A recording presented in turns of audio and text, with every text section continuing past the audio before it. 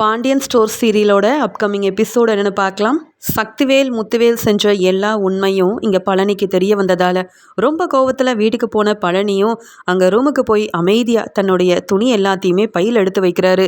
எப்படியும் இந்த அண்ணனுங்க கூட இந்த வீட்டில் இருக்கக்கூடாதுன்னு சொல்லி முடிவெடுத்த பழனி சக்திவேல் முத்துவேல் வீட்டிலேருந்து கிளம்ப அங்கே நினைக்கிறாரு. அந்த சமயம் இங்கே வந்த சரண்யாவும், என்னங்க ஆச்சு, நீங்கள் பாட்டுக்கு உங்கள் பையெல்லாம் எடுத்துகிட்டு கிளம்புறீங்க, எங்கே போகிறீங்க அப்படின்னு கேட்க, பழனி எந்த பதிலுமே பேசாமல் சக்திவேல் முத்துவேல் மேலே உள்ள கோவத்தில் அமைதியாகவே நிற்க, இதெல்லாம் பார்த்துட்ருக்க அப்பத்தா வடிவனி எல்லாருமே கேட்குறாங்க, என்னாச்சு பழனி, இங்கே தான் சுகன்யா கேள்வி கேட்க பதில் பேசாமல் நிற்கிற, நீ எங்கப்பா போகிற அப்படின்னு கேட்குறாங்க அப்பத்தா. என்னென்னு சொல்கிறதுமா, யாரை பற்றி சொல்கிறது, இப்படி என் வாழ்க்கையை பிரச்சனைக்கு மேலே பிரச்சனை செஞ்சு இப்படி என்னை அவமானப்படுத்தி நிற்க வைக்கணும்னு அண்ணனுங்க 2 பேரும் நினச்சிருக்காங்க. அவங்களால என்னெல்லாம் நடந்திருக்குன்னு தெரியுமாம்மா. இனியும் நான் இந்த வீட்டில் இருந்தால் எனக்கு மதிப்பு மரியாதை இருக்காது. அதனால தான் வீட்டை விட்டே போகலான்னு முடிவெடுத்திருக்கேன் அப்படின்னு பழனி சொல்கிறாரு. உடனே வடிவு மாறின்னு எல்லாருமே பழனிக்கிட்ட, என்ன தம்பி இப்படி திடீர்னு முடிவெடுத்திருக்கீங்க, இப்போ தான் கல்யாணம் ஆகி வீட்டுக்கு 2 பேரும் சந்தோஷமாக வந்தீங்கன்னு பார்த்தா அதுக்குள்ளே என்ன பிரச்சனை நடந்ததுன்னு நீங்கள் மறுபடியும் வீட்டை விட்டு போகணும்னு முடிவெடுத்திருக்கீங்க, என்னவா இருந்தாலும் எங்ககிட்ட சொல்லுங்க அப்படின்னு பேசிட்டு இருக்கும்போது, அண்ணி என்னென்னு சொல்கிறது, இந்த வீட்டில் எப்படி தான் அண்ணன்களோட நீங்கள் எல்லாரும் இருக்கீங்களோ தெரியல, இந்த வீட்டில் இருந்தால் எனக்கு நிம்மதியும் சந்தோஷமும் இருக்காதுன்னு தெரிஞ்சு தான் நான் பேசாமல் பாண்டியன் மச்சான் வீட்டுக்கே போயிடலான்னு முடிவெடுத்திருக்கேன். எனக்கு இதுக்கு மேலேயும் இங்கே இருக்க முடியாது அப்படின்னு சொல்ல, இங்கே உடனே அப்பத்தா அழ ஆரம்பிக்கிறாங்க. வேண்டாம் பழனி, உன் அண்ணன்களால் தானே உனக்கு நல்லபடியாக கல்யாணம் முடிஞ்சிருக்கு.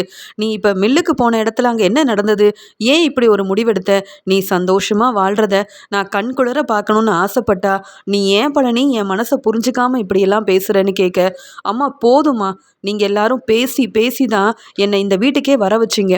ஆனால் இனியும் நான் இங்கே இருக்க தயாராகவே இல்லைன்னு சொல்லிட்டு இருக்கும்போதே குமார், சக்திவேல், முத்துவேல்னு எல்லாருமே அங்கே ரொம்ப பதட்டமாகவே தன்னுடைய வீட்டுக்கு வர, இங்கே பழனி பேசிகிட்டு இருக்கிறதெல்லாம் கேட்டுட்டு, என்னவா திடீர்னு இவன் பையோட நிற்கிறான் அப்படின்னு சக்திவேல் கேட்க, அதுக்கு உடனே அப்பத்தா சொல்கிறாங்க, என்னன்னு தெரியல, பழனி வீட்டை விட்டு போகிறேன்னு சொல்கிறான், ஒன்றுமே புரியல, இப்போ தான் கல்யாணம் ஆயிருக்கு, சந்தோஷமாக இங்கே இருப்பான்னு பார்த்தா என்னப்பா நடந்தது, மில்லில் ஏதாவது பிரச்சனையா, முத்துவேல் நீயாவது சொல்ல அப்படின்னு அப்பத்தா கேட்கும்போது சக்திவேலும் முத்துவேலும் பதில் பேசாமல் நிற்க பழனி ஆரம்பிக்கிறாரு. அது எப்படி இவங்க பதில் பேசுவாங்க, மச்சான் எனக்கு பார்த்த பொண்ணோட அந்த கல்யாணம் நடக்கும்னு அம்புட்டு ஆசையாக இருந்தேன், அந்த கல்யாணம் நின்னதுக்கு காரணமே இவங்க தானே, அது மட்டுமா, கல்யாணத்தை மட்டும்தான் நிப்பாட்டியிருப்பாங்கன்னு நினச்சேன், ஆனால் அதுக்கு சொன்ன காரணத்தெல்லாம் கேட்டு என்னாலேயே தாங்கிக்க முடியல, மச்சான் அந்த காரணத்தெல்லாம் தெரிஞ்சுக்கிட்டு மில்லுக்கு அண்ணனுங்க 2 பேரையும் வெளுத்து வாங்கிட்டாரு, அவமானப்பட்டு நின்னாங்க, ஆனால் என்னால் தான் இதெல்லாம் தாங்கிக்கவே முடியலாமா, அது மட்டும் இல்லாமல் இவங்க சொல்கிறதெல்லாம் கேட்டு நம்பி இந்த வீட்டுக்கு வந்தேன் பாருங்க, என்ன தான் சொல்லணும் அப்படின்னு கேட்க, என்ன தம்பி சொல்கிறீங்க, அப்படி என்ன காரணத்தால் உங்கள் கல்யாணத்தை நிப்பாட்டினாங்க, அதுவும் உங்கள் அண்ணன்களாக இப்படியெல்லாம் செஞ்சாங்க அப்படின்னு வடிவு அழுதுகிட்டே கேட்க, ஆமா அண்ணி, நான் நல்லா தானே இருக்கேன், ஆனால் எனக்கு என்னவோ பெரிய குறை இருக்கிற மாதிரியும் என்னால் கல்யாணமே பண்ணிக்கக்கூடாதுன்னு டாக்டர் சொல்லிட்டாங்களாம், ஏன்னா என்னால் நல்லபடியாக சந்தோஷமாக வாழ்க்கையை நடத்த முடியாதுன்னு சொல்லியும் என்னால் குழந்தையே பெற்றுக்க முடியாதுன்னு சொல்லியும் இங்கே பொண்ணு வீட்டுக்காரங்க கிட்ட தப்பாக சொல்லி என்னை அவமானப்படுத்தி இந்த கல்யாணத்தையே நிப்பாட்டியிருக்காங்க. உண்மையெல்லாம் தெரிஞ்சதுக்கப்புறமா நான் இவ்வளோ பொறுமையாக இருக்கிறதே பெருசு. அதனால தான் இனியும் என்னை ஏமாற்றி அவமானப்படுத்தின இந்த வீட்டில் இருக்கவே கூடாதுன்றதுக்காக தான் நான் பேசாமல் மச்சான் வீட்டுக்கே போயிடலான்னு முடிவெடுத்திருக்கேன். இதில் என்ன தப்பு இருக்குது, நான் வேற யாரும் இல்லை, இவங்களோட சொந்த தம்பி தானே, அப்படி இருந்தும் எல்லா இடத்துலையும் இப்படியெல்லாம் சொன்னால் நான் அவமானப்பட்டு நிற்பேனேன்னு என் அண்ணன்களுக்கு கொஞ்சம் கூட தோணலையே, தான் தம்பியை பற்றியே இப்படி ஒரு விஷயத்த பொய்யா சொல்கிறோம் அப்படின்ற எண்ணம் கூட இல்லாத இவங்களோட நான் இந்த வீட்டில் இருக்கிறத விட நிம்மதியாக என் மேலே உண்மையான பாசம் வச்சுருக்கிற என் அக்கா வீட்டில் போய் இருக்கிறது தான் நல்லதுன்னு எனக்கு தோணுது. இப்படியெல்லாம் பேச கொஞ்சம் கூட என் அண்ணன்களுக்கு அசிங்கமாகவே இல்லை. ஏன் அப்படி சொன்னீங்கன்னு கேட்ட மச்சானையும் அவமானப்படுத்தி பேசுகிறாங்க.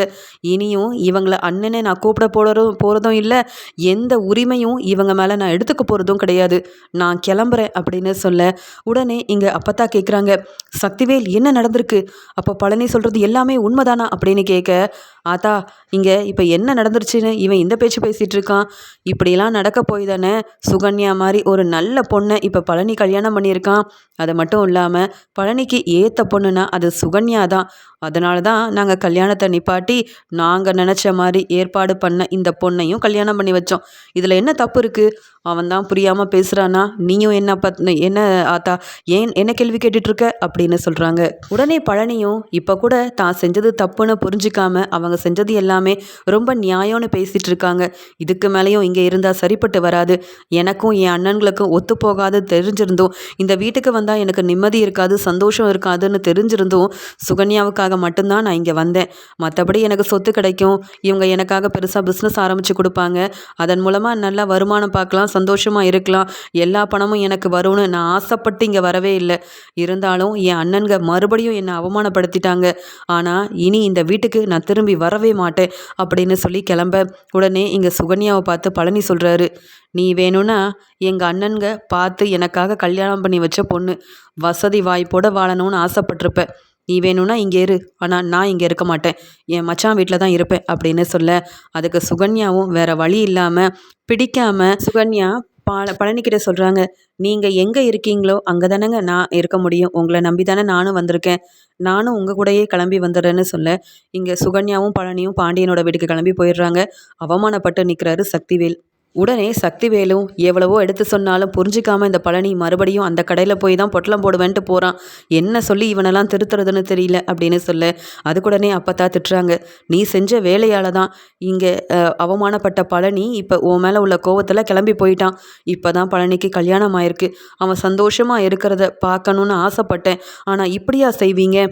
இங்கே பாண்டியனை அவமானப்படுத்தணும்னு நினச்சி பாண்டியன் ஏற்பாடு செஞ்ச கல்யாணத்தை நிப்பாட்ட இப்படிப்பட்ட ஒரு காரணத்தை சொல்லி நீங்கள் தேவையில்லாத வேலையை செஞ்சிட்டீங்க. இங்கே வெளியில் போகும்போது நம்ம பழனியை யாராவது ஏதாவது சொன்னாங்கன்னா, நீங்கள் சொன்ன காரணத்தை வச்சு அவமானப்படுத்தினாங்கன்னா என் பையனால் எப்படி தாங்கிக்க முடியும்? பழனி என்ன வேற யாரோவா? உங்கள் தம்பி தானே, நீங்களே இப்படி செய்வீங்கன்னு எதிர்பார்க்கவே இல்லை அப்படின்னு அப்பத்தா சக்திவேல் முத்துவேலை பார்த்து திட்ட ஆரம்பிக்கிறாங்க. உடனே மாறி சொல்கிறாங்க, இதை தான் நான் அப்போவே நினச்சேன்.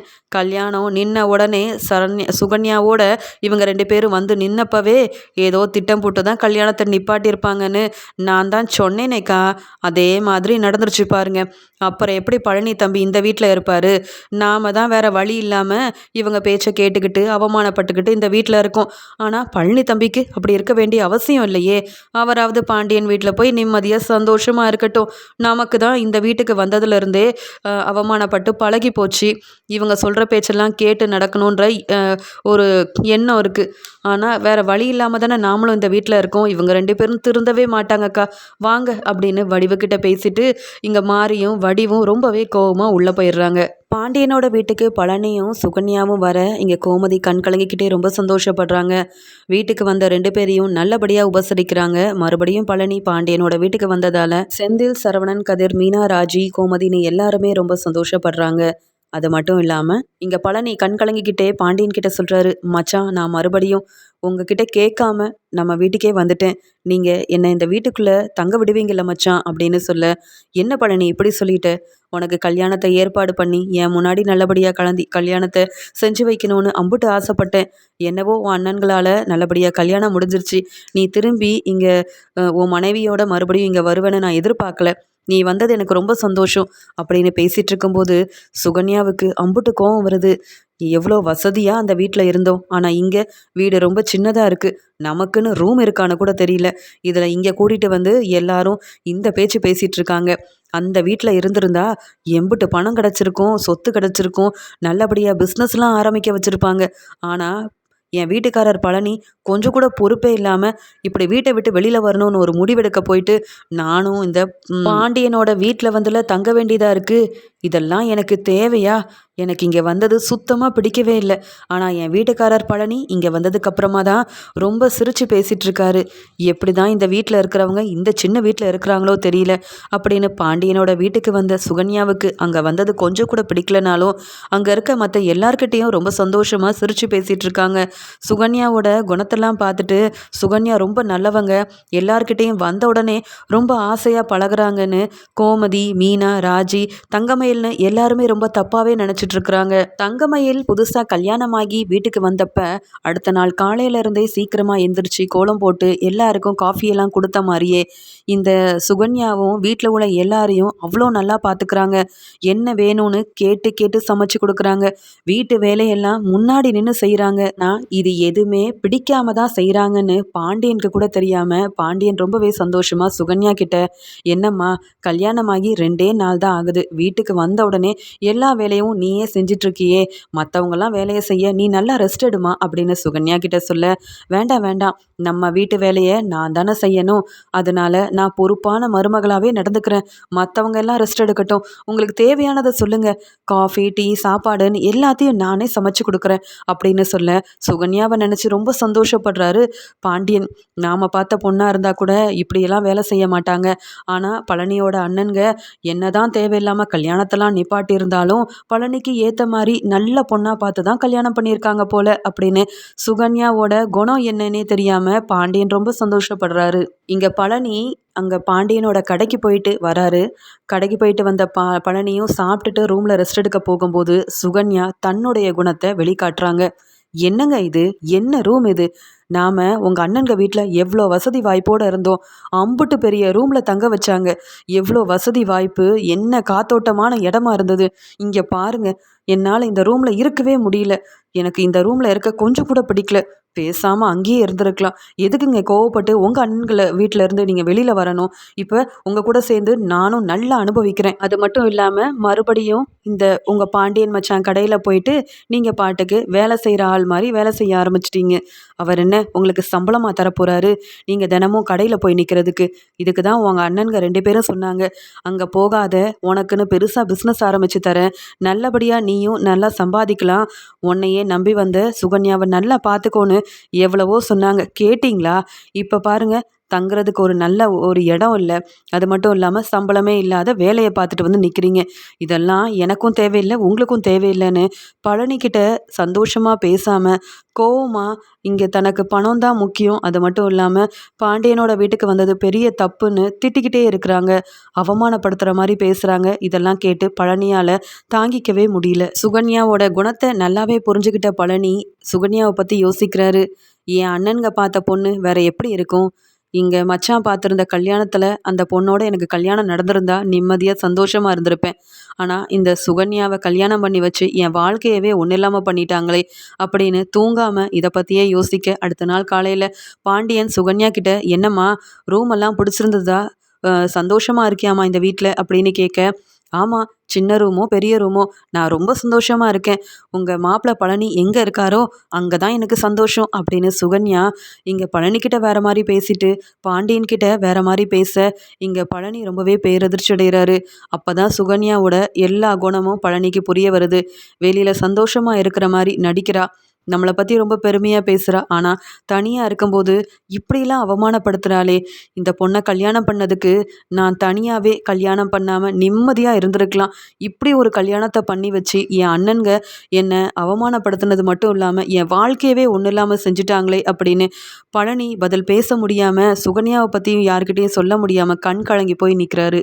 இன்னொரு பக்கம் வீட்டில் எல்லாரும் ஒவ்வொரு வேலையாக கிளம்ப பழனி தன்னுடைய ரூமில் இருக்காரு. அந்த சமயம் வெளியில் நின்றுட்டுருக்க அரசி சக்திவேலோட பையன் குமாருக்கிட்ட சந்தோஷமாக தூரமாக நின்று சிரித்து பேசிகிட்டு இருக்கிறத இங்கே கவனிக்கிறாங்க சுகன்யா. அப்போ தான் சுகன்யாவுக்கு தெரியுது, இங்கே சக்திவேல் வேணும்னே அவரோட பையன் மூலமாக இந்த பையனுக்கு அரசியை கல்யாணம் பண்ணி வச்சு இந்த பாண்டியன் குடும்பத்தையே அவமானப்படுத்தணும்னு நினைக்கிறாரு. நாம் இந்த வீட்டில் இருந்து எந்த ஒரு நல்லதும் நடக்க போகிறதில்ல, சக்திவேலுக்கு உதவி செஞ்சாவது நமக்கு சேர வேண்டிய பணம் சொத்துன்னு எல்லாமே கிடைச்சா நல்லது தானே, அதனால் சக்திவேலுக்கு உதவி செய்யணும், அவருக்கு உதவி செஞ்சு இந்த பாண்டியனை நாமளும் அவமானப்படுத்தணும் அப்படின்னு நினச்சிட்டு சக்திவேல் கிட்ட மெதுவாக பேச யாருக்குமே தெரியாமல் அங்கே போகிற சுகன்யாவும் சக்திவேல் கிட்ட சொல்கிறாங்க, என்ன உங்கள் பையனுக்கு அந்த அரசியை கல்யாணம் பண்ணி வச்சு அந்த குடும்பத்தையே ஒன்றும் இல்லாமல் செய்யணும்னு நினைக்கிறீங்கல்ல, உங்களுக்கு துணையாக நான் இருப்பேன். உங்களுக்கு உதவி நான் செய்கிறேன். கண்டிப்பாக அரசியை உங்கள் வீட்டு மருமகளாக்கி நீங்கள் நினச்ச மாதிரியே பாண்டியனை அவமானப்படுத்தி தலை குனிய வைக்க நான் உங்களுக்கு உதவி செய்கிறேன் அப்படின்னு பேசிகிட்ருக்க. இதெல்லாம் கேட்டுட்டு இங்கே வந்து சக்திவேல் ரொம்ப சந்தோஷப்படுறாரு. நானும் நினச்சேம்மா சுகன்யா, பழனி கூப்பிட்ட உடனே நீ பாட்டுக்கு அந்த பாண்டியனோட வீட்டுக்கு கிளம்பி போயிட்டியே, இந்த பழனி மாதிரியே நீயும் மனசு மாறிட்ட, இனி எங்களுக்கு எந்த உதவியும் செய்ய மாட்டேன்னு நினச்சேன். ஆனால் நான் உனக்கு நல்லபடியாக கல்யாணம் செஞ்சு வச்சதுக்கு நீ உதவி செய்கிறேன்னு சொல்கிற பாரு, எனக்கு அதுவே போதும், ரொம்ப சந்தோஷமாக இருக்குமா அப்படின்னு சொல்ல, இங்கே சக்திவேல் கிட்ட சுகன்யா பேசிகிட்டு இருக்கிறத அங்கே தூரமாக நின்று பழனி பார்த்துடுறாரு. பார்த்தது மட்டும் இல்லாமல், எதுக்காக சுகன்யா என் அண்ணன்கிட்ட போய் பேசுகிறா, எனக்கும் என் அண்ணன்களுக்கும் ஆகாதுன்னு தெரிஞ்சிருந்தும் நான் வேற அங்கே நல்லா திட்டி அவமானப்படுத்திட்டு வந்திருக்கேன், பிரச்சனை செஞ்சுட்டு வந்திருக்கேன். அப்படி இருந்தும் எதுக்காக சுகன்யா எங்கள் அண்ணன்கிட்ட பேசணும்? கண்டிப்பாக ஏதோ ஒரு உண்மையை இவங்க 2 பேரும் மறைக்கிறாங்க, ஏதோ ஒரு பிரச்சனை செய்யணும்னு தான் நினைக்கிறாங்க போல. சுகன்யா கிட்ட இதை பற்றி பேசினா கண்டிப்பாக தேவையில்லாமல் பேசி நம்மளை வந்து ரொம்ப அவமானப்படுத்துவா. இவகிட்ட பேசுகிறத விட என் அண்ணனுங்களுக்கு தான் சரியான பாடம் புகட்டணும் அப்படின்னு நினச்சிட்டு அங்கே கீழே மெதுவாக இறங்கி வராரு பழனி. சுகன்யா இப்படி பேசிட்டு போனதால் ரொம்பவே சந்தோஷமாக இருக்கிறாரு சக்திவேல்.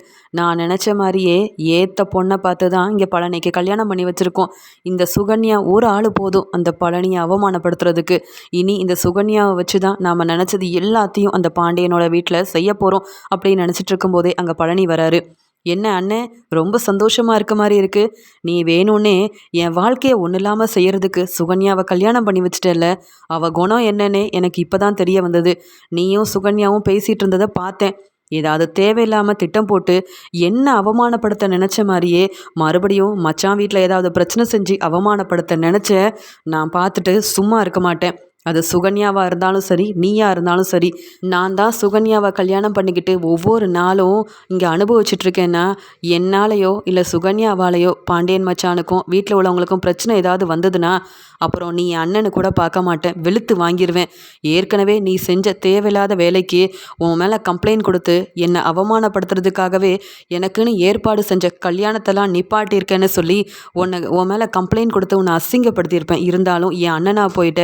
அது மட்டும் இல்லாமல் நான் அப்படி செஞ்சால் நம்ம குடும்பத்தில் உள்ளவங்க அவமானப்பட்டு நிற்கணுன்றது காரணத்துக்காக நான் ரொம்ப பொறுமையாக போயிட்டுருக்கேன். நீயும் சுகன்யாவும் திட்டம் போட்டு ஏதாவது பிரச்சனை செஞ்சா அப்புறம் உன்னையும் சும்மா விட மாட்டேன், அந்த சுகன்யாவையும் நான் சும்மா விட மாட்டேன். இனி பாண்டியன் மச்சான் என்னால் அவமானப்பட்டார், ஆனால் இனியாவது அவர் சந்தோஷமாக இருக்கணும். சுகன்யாவை கூப்பிட்டு அங்கே பாண்டியன் மச்சான் வீட்டில் என்ன நடக்குது ஏது நடக்குதுன்னு தெரிஞ்சுக்கிட்டு பிரச்சனை செஞ்சேன்னு வையி, அதுக்கப்புறமா நான் உன் தம்பி பழனின்றதை நீ பார்க்க வேண்டியதாக போயிடும். அதனால் நீ உன் வேலையை மட்டும் பாரு. தேவையில்லாமல் பிரச்சனை செஞ்சு அவமானப்பட்டு நிற்காத, நான் உன்னை சும்மா விட மாட்டேன். ஏற்கனவே என் வாழ்க்கையை ஒன்றும் இல்லாமல் செஞ்சுட்டு மறுபடியும் உன் முகத்தில் முழிக்க கூட எனக்கு பிடிக்கலன்னு சொல்லி நல்லா திட்டிட்டு, சுகன்யாவும் சக்திவேலும் சேர்ந்து ஏதோ ஒரு திட்டம் போடுறாங்கன்றதை நல்லா புரிஞ்சுக்கிட்ட பழனிவேலும் அந்த சக்திவேலை வெளுத்து வாங்கிட்டு அங்கேருந்து கிளம்பிடுறாரு.